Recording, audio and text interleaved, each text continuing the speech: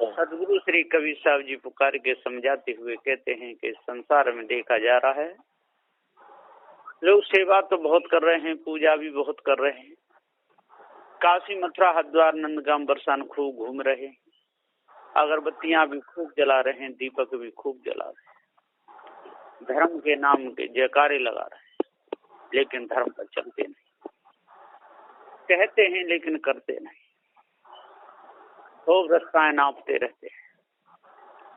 घरों में देखो, नहीं तो सास की कोई इज्जत है, न ससुर की कोई इज्जत है, न माता की न पिता की। लड़कियां कोई इज्जत नहीं करती माता पिता की। आजकल बहुत बड़ा विघटन मचता चला जा रहा है। बेटा भी माता पिता की कोई इज्जत नहीं करते, बहुत विघटन हो। वो तो कहीं कहीं यहाँ संत गुरुजन जाते रहते हैं, पारखी संत गुरुजन जाते रहते हैं, सत्य न्याय निर्णय का उपदेश चलता रहता है, वहीं पर सुधार है, नहीं तो वो नहीं। संसार में बड़ी विचित्र माया है। सदगुरुदेव जी पुकार के समझाते हुए कहते हैं कि जो इस माया को समझ लेता है, जो संसार की चाल को समझ लेता है, वो ही बचता है, नहीं तो बचता नहीं।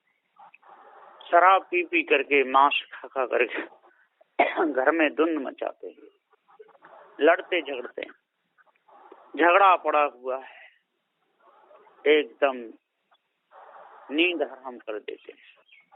माता पिता सज्जन, यदि बेटा कोई दुराचारी हो गया तो शराब पी करके आकर के लड़ता है, बड़ा विघटन मचा हुआ है, शोर मच जाता है। सदगुरुदेव जी यहाँ पुकार के समझाते हुए कहते हैं कि जब तक हम अपने आप को भ्रम कल्पना से नहीं छुड़ाएंगे, भ्रम भूल से नहीं छुड़ाएंगे, विषयों की वासना से नहीं अपने आप को बचाएंगे, तब तक हमारे अंदर से कुटिलता नहीं निकल सकती। पशु वृत्ति में हमारा पूरा जीवन जाता है। हम पशु पक्षी उसमझ खानी के कर्म करते हैं, मानवता को त्याग देते, मानवता हमारे अंदर से निकल जाती है। सदगुरुदेव जी कहते हैं कि मानवता धारे बिना दानवता नहीं जाए, और दानवता त्यागे बिना मानवता नहीं आए। जैसे लक्षण माता पिता के होंगे, तैसे ही पुत्र पुत्री होंगे।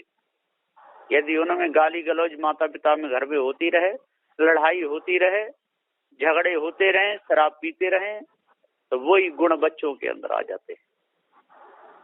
फिर वो भी शराब पी पी पी करके लड़ते हैं, झगड़ते हैं, पटकी पटका होती है, पूरा जीवन खराब हो जाता है। पैसा कितना भी बढ़ जाए, मकान कितने भी अच्छे बन जाए, लेकिन धर्म में यदि सुमति संगठन नहीं है तो जीवन बिल्कुल बिगड़ जाता है, कुछ भी नहीं रहता बिल्कुल।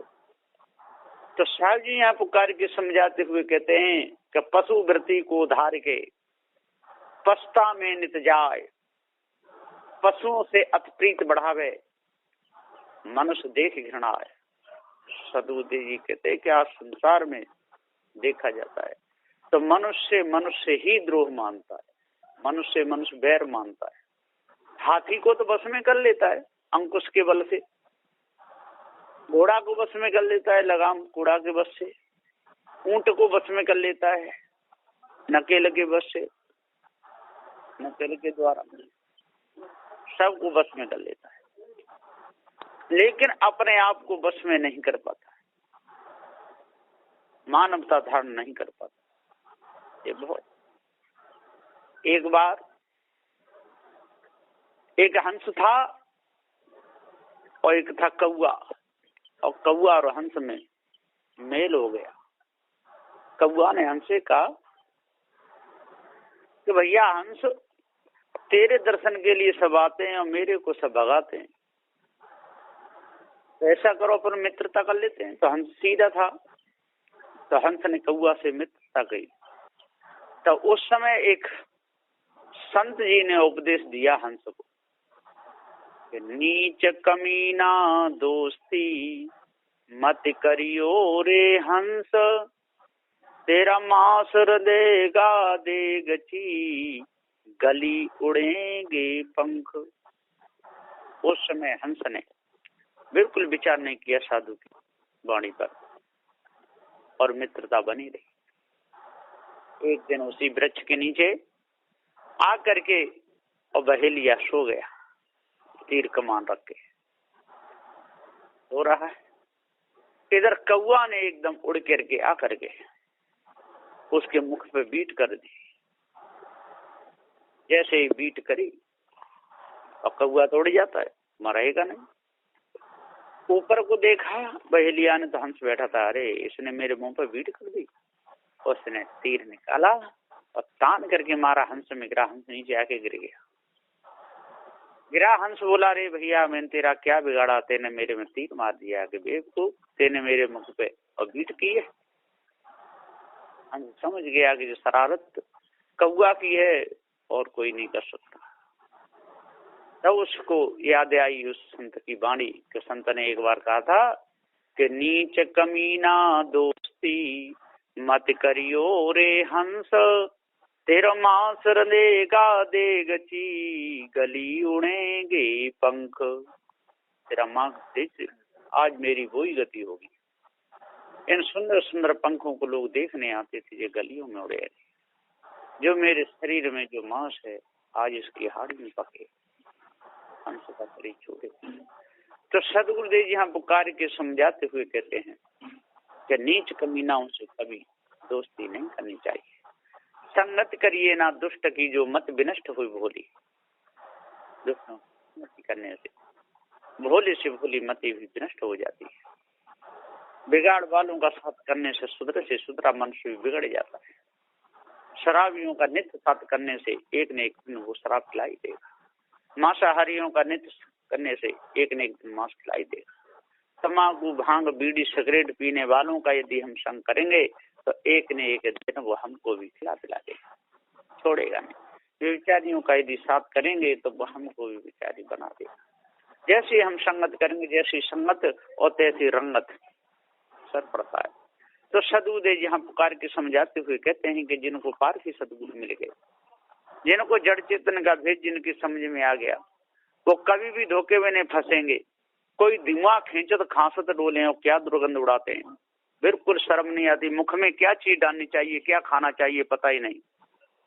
तो भांग खाएंगे, शराब पिएंगे, तम्बाकू बीड़ी खूब धुंध मचाते रहते हैं, लड़ते और झड़ते रहते हैं।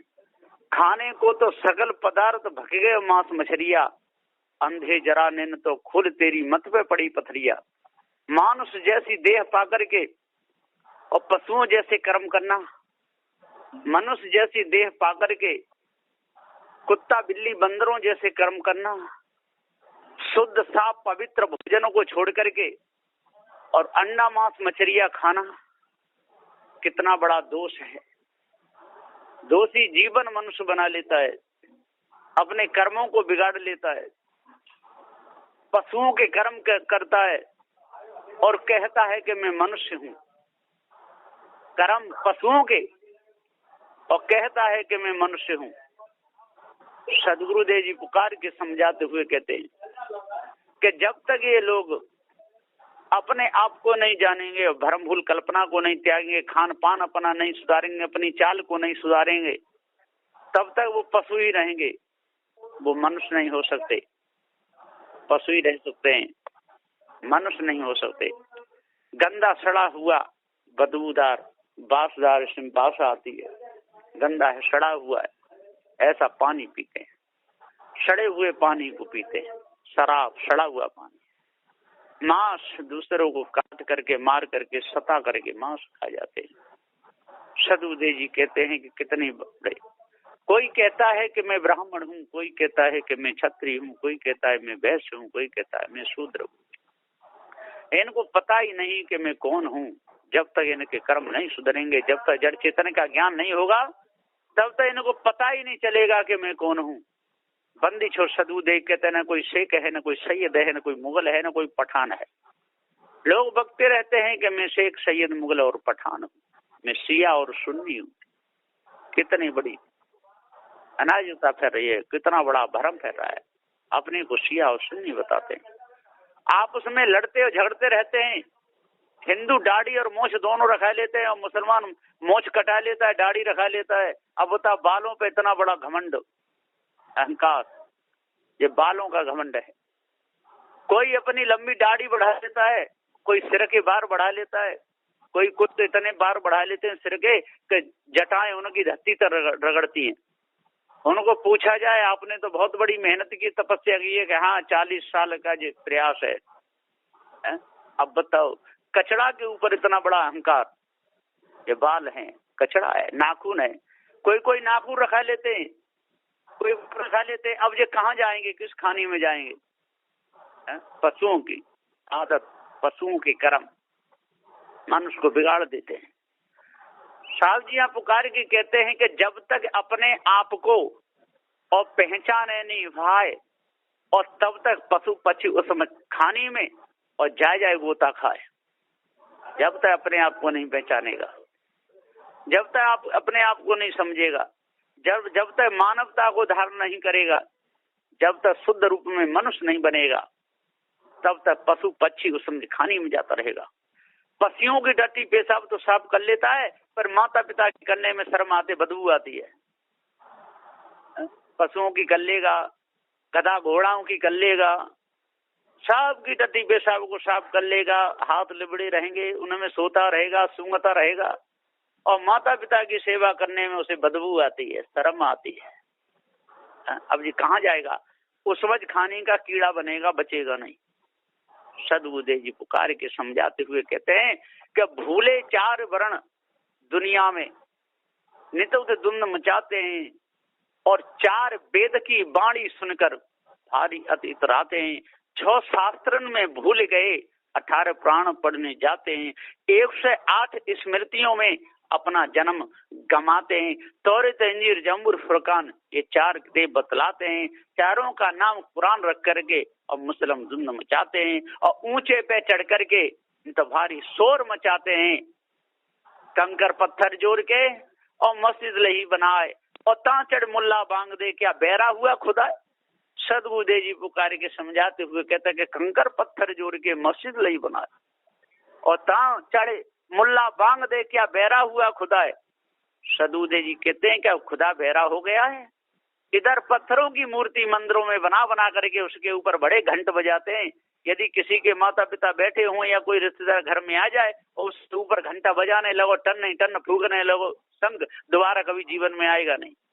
यदि ये मंदिरों में जिंदा मूर्ति होती पत्थर की, निकल के भाग जाती, कभी जीवन में नहीं आवे। अब उनके ऊपर घंटा बजा रहे हैं, शंख बजा रहे हैं, कोई प्रसाद फेंक रहा है, कोई कुछ कर रहा है, इतना बड़ा धुंध मचाते रहते हैं कि बहुत भारी। और उनकी तरफ आंखें कर करके हाथ हाथते भी रहते हैं, माता की तरफ अगली करके, मेरी शेरा वाली माँ तेरी हर बात अच्छी है।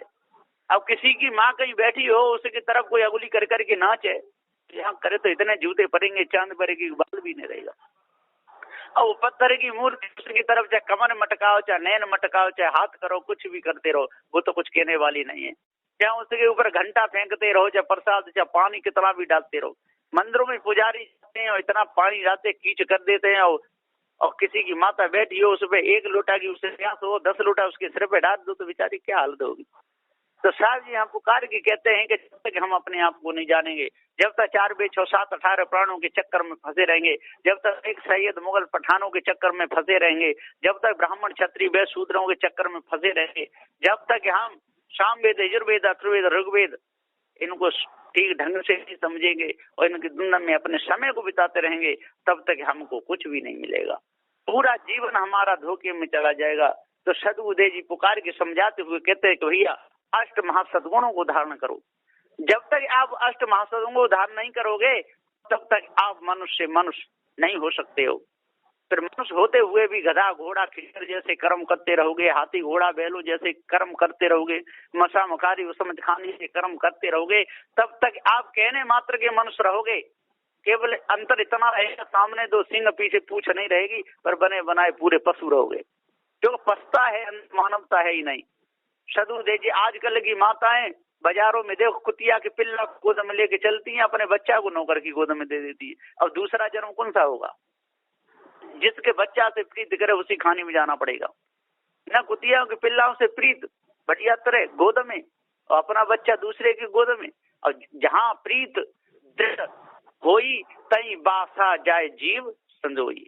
तो सदु जहाँ पर दृढ़ हो जाएगी, जहाँ पर दृढ़ संस्कार जम जाएगा, उसी खानी में जाकर के जन्म होगा, बच नहीं सकता। चाहे वो राजा हो, ब्राह्मण हो, या क्षत्रिय हो, वैश्य हो, या शूद्र हो, शेख हो, सैयद हो, मुगल पठान हो, मुल्ला बड़ा पंडित, 4 वेद 6 7 18 पुराणों ज्ञाता कितना भी बड़ा हो, लेकिन उसको कर्म का दंड भोगना ही पड़ेगा। कर्म का दंड कभी किसी को छोड़ता नहीं। 10 दोष हैं तन मन वचन के, इन्हें गुरु खाते हैं, और जो नहीं इनका त्याग करें वो अंत समय पछताते हैं। किसी प्रकार से बच नहीं सकते। तन की जो खाल खींचेगा तो उसकी तन की खाल जरूर खींचेगी। दूसरे का यदि अपमान करेगा उसका अपमान जरूर होगा। दूसरे को धोखा देगा उसके साथ में धोखा जरूर होगा। दूसरे का माल मारेगा उसके भी चोरी जरूर होगी। पाप कपट कर माया जोरी, जोरी जमी में रखना, और की होती वो ही खाता, पापी पच पच मरना, मन तू देख रहा सोई सपना। तो सदउदय जी पुकार कहते कि ये सब इनका सपना है। इस सपने में हम मनुष्य होकर के पूरा समय बिता देते हैं। कई बाग बगीचे लगे हुए हैं, कई कोठी बंगले बने हुए हैं, कई झोपड़ियां बनी हुई हैं, कहीं लड़ाई हो रही है तो कहीं हंसने की आवाज आ रही है, कहीं रोने की आवाज आ रही है, कहीं तीर तलवार चल रहे हैं, कहीं लड़ाई हो रही है। सारा सपना है, और जिसने शरीर छूट गया तो ये सारा सपना बेकार। तो सदउदय जी पुकार के समझाते हुए कहते हैं कि ये शरीर है, नश्वर है, एक दिन ये छूटने वाला है, ये रहेगा नहीं। अविनाशी चेतन जीव कर्म संस्कार बस सारी खानियों में भटकता है, डोलता रहता है। आज यदि वर्तमान में पारसी सदगुरु की शरण में लग करके यदि सच्चे रूप में मनुष्य बन गया तो सुधार होगा, नहीं तो किसी प्रकार से होने वाला नहीं है। ये माया भी गुरवा लोग तो धोखे में भरमाते रहते हैं। पथरी देवी देवता, तंत्र मंत्र, जादू टोना, 33 कोट देवता, ये बता बता करके सारे संसार को बाबा बना देते हैं, पागल बना देते हैं। बंदी छोड़ सदगुरुदेव जी पुकार के समझाते हुए कहते हैं कि जब तक हम अपने आप को नहीं जानेंगे, जब तक भरम भूल कल्पना को हम अपने अंदर से नहीं निकालेंगे, जब तक हमारी भूल नहीं मिटेगी तब तक हम भटकते ही रहेंगे। भूल मिटे मिले पार की पारख दे लखाई, और कहीं कबीर भूल की औसत पारख सबकी भाई। जब तक हम अपनी भूल को नहीं मिटाएंगे और जब तक भूल में ही नाचते रहेंगे, जोड़ी दिखाते रहेंगे, रंगीले बने रहेंगे, नाना प्रकार श्रृंगार करते रहेंगे, दूसरों को धोखा देते रहेंगे, बैठे बैठे माल मलिदा खाते रहेंगे, दूसरों को सता सता खून पीते रहेंगे, तब तक हमको सच्ची शांति मिली ही नहीं सकती। किसी प्रकार से हम मनुष्य नहीं हो सकते। तो मानवता धारे बिना दानवता नहीं जाए, और दानवता त्यागे बिना मानवता नहीं आए। तो सच्चे रूप में हम मनुष्य बने, और जब मनुष्य बन गए तो फिर हमारी बुरी आदतें छूट जाती हैं। तम्बाकू खाने की आदत, बीड़ी पीने की आदत, सिगरेट पीने की आदत, अंडा खाने की, मांस खाने की, शराब पीने की, पशुओं की तरह लड़ने की, ये सारी आदतें फिर मिट जाती है। और जब ये आदत मिटी तो हम मनुष्य हो गए। और जब तक ये आदत हमारे अंदर रहती है तब तक हम पशु हैं। चाहे कितने भी बड़े सेठ हों, कितने बड़े साहूकार हों, राजा हों, महाराजा हों, कोई भी हो, कितनी भी फैक्ट्रियां खुली हों, कितने भी नौकर काम करते हों, धन संपत्ति की कोई कमी ना हो, लेकिन इतने पर भी यदि मानवता नहीं आई, मन शुद्ध नहीं हुआ, तो हम पशु के पशु ही रहेंगे। इसलिए अपने आप को जानना चाहिए और भ्रम को अंदर से त्यागना चाहिए, दानवता को त्यागना चाहिए, शुद्ध रूप में मानुष बनना चाहिए, तब पूर्ण शांति मिलेगी। नहीं तो मिथ्या धोखे में पूरा जीवन चला जाएगा। बस इन्हीं वचनों के साथ में मैं अपनी वाणी को विराम देता हूँ। बोलिए श्री सद्गुरुदेव की जय।